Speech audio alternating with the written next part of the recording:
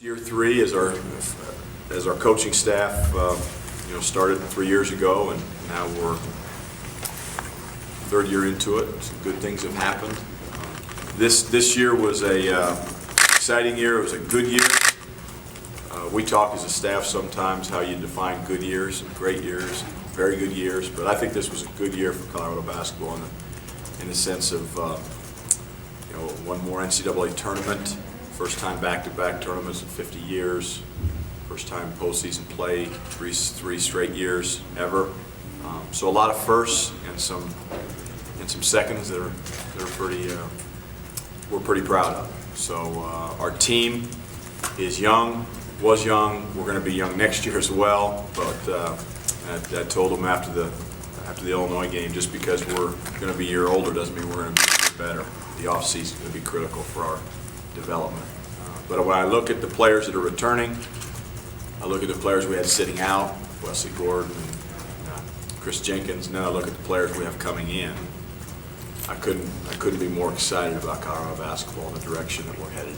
We'll be much improved. Our athleticism will be much improved. I looked at Chris Jenkins and Wesley Gordon, long, athletic players, and then Trayshawn Lexing, Dustin Thomas, Jerron Hopkins, all 6'5", 6'6", 6'7" type athletes that can move their feet and run and jump and that have skills.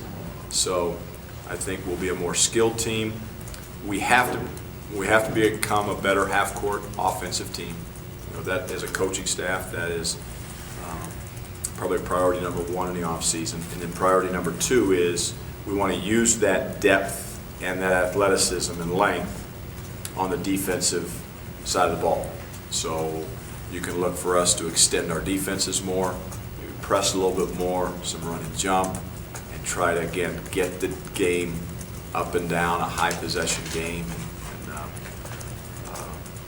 those are the 2 things we want to really improve on as the offseason.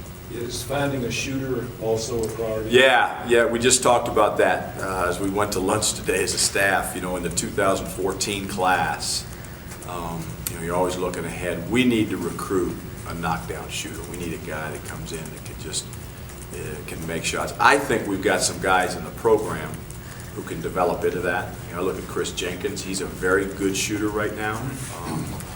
I'm not sure he's as consistent as he needs to be. Eli Stalzer has I think the ability to become a knockdown shooter. Xavier Talton has got great mechanics on his jump shot. He's got the opportunity to become a knockdown shooter. Ski had a subpar year this year shooting the basketball. He's got the ability to make shots on a more consistent basis. But that comes from getting in the gym in the off-season and working on it and developing yourself. Kind of like, Levi Knudsen did as I look, at previous players that we've had. You start seeing yourself in top 20 polls, whether it's preseason, whether it's regular season. I think it's a sign of respect. It's a sign of that people recognize you've got talented guys in your program. But with that comes a lot of expectations, a lot of responsibility to live up to those expectations. And you guys know I'm always trying to minimize them and downplay them as much as possible. But as we progress as a program, again, you go to 3 straight postseasons, you go to back-to-back NCAAs, just the natural progression is each year is going to be bigger and better. And we think we have the opportunity next year with the personnel in place to have a great year. But we're working on a schedule. We're going to probably have to go with some neutral court games, because I think that's a happy medium. And but it's harder and harder to get people to come here. And we'll get somebody. It's just a matter of some of them you have to pay to come here. And that's always a fun negotiations that you go through this time of year.